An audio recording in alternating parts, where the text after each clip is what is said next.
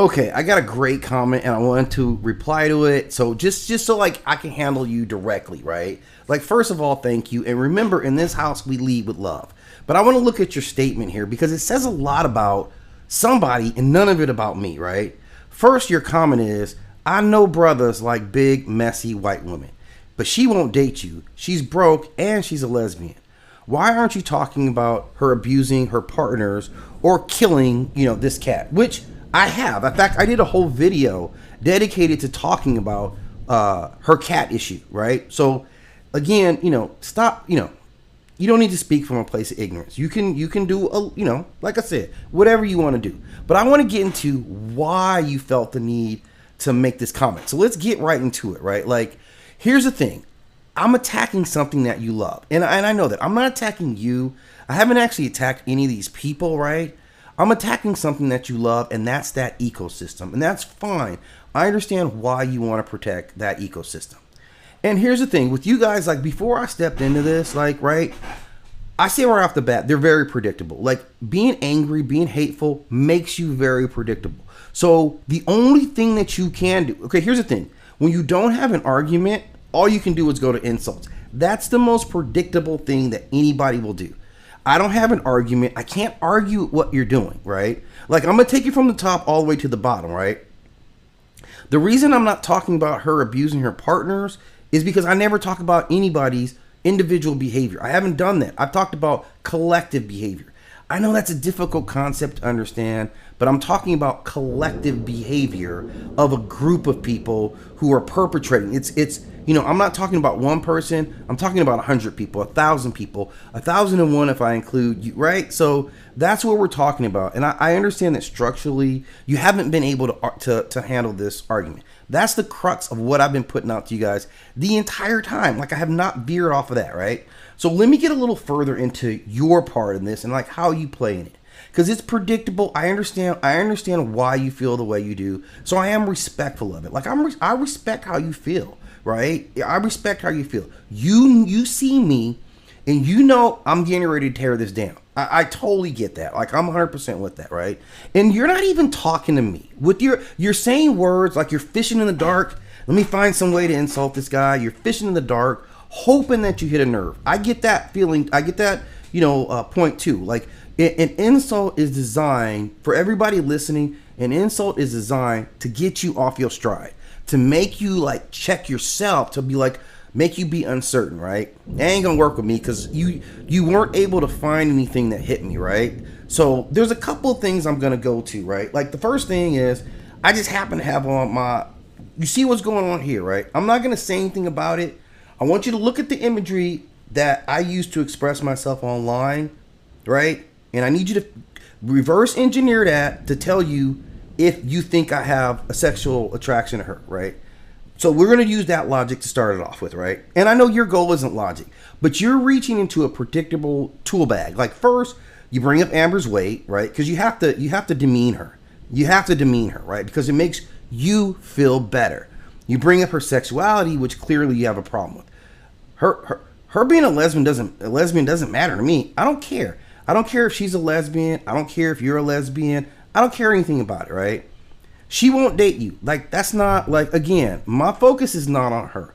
I know your focus is on her. That's why you keep bringing her up. I don't bring her up as often as you guys bring her up, right?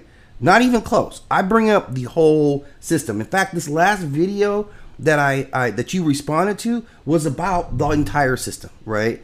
So you literally are the ones who are obsessed with her.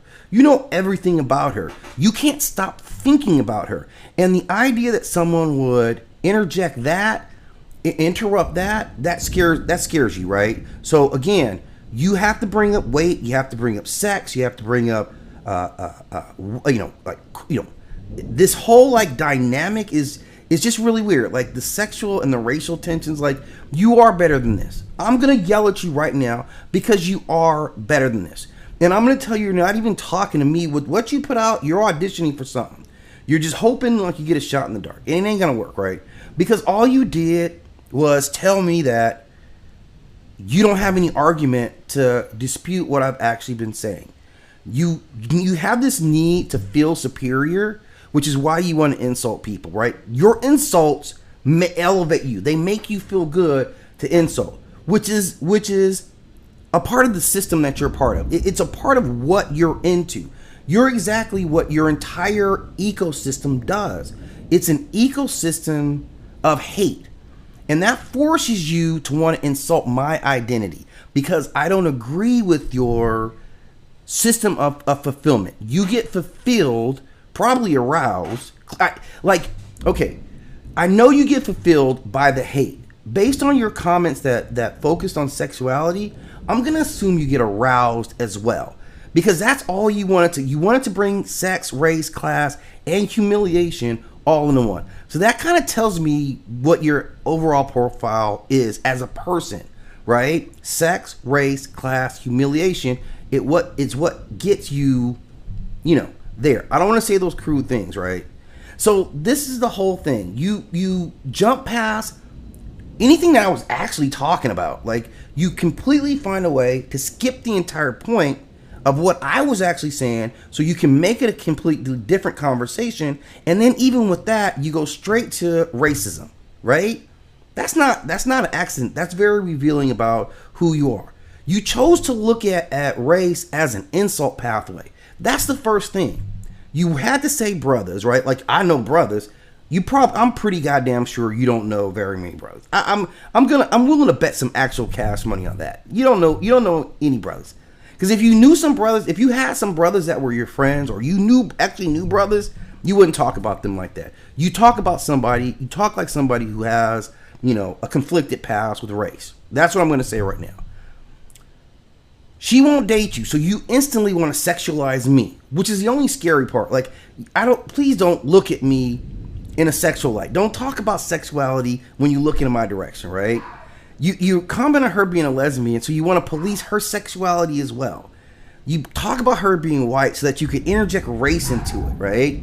Like, then you bring up this whole, like, brothers like big, messy white women, which is all fetish stuff. This is all fetish stuff, right? So, you took a lot, like, your behavior is textbook for someone who is threatened. You're clearly very, very emotional.